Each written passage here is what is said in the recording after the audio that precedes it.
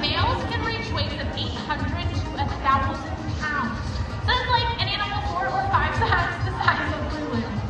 Harbor seals are much smaller though, maxing out about 200, 300 pounds. So Lulu, actually, we might have just seen it, she's starting to do some really cool husbandry and healthcare behaviors. We love training the animals, we love participating in these training sessions and presentations and shows, but that is definitely not the most important thing we train or teach the animals to do.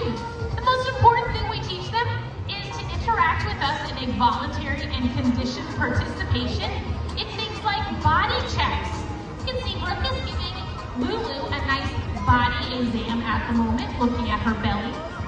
She was looking at her top side just a moment ago.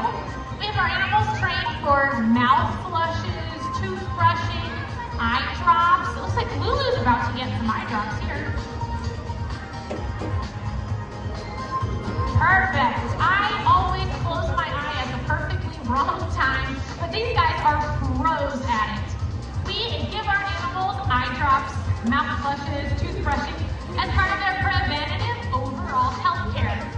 Animals like Lulu and her counterparts at Six Flags Discovery Kingdom and other accredited zoos and aquariums have lifespans that are just as long, if not longer, than their wild counterparts.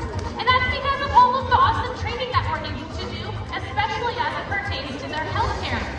Believe it or not, Lulu and her friends here at Sea Lion Stadium are trained for voluntary blood draws. Isn't that the coolest thing ever? A sea lion giving blood. I'm so bad at it. I'm like, oh, look the other way.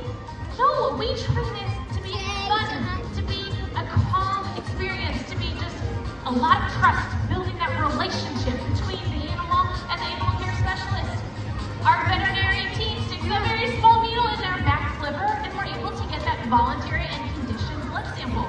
It's really important to have that baseline on the animal so that if they do have a day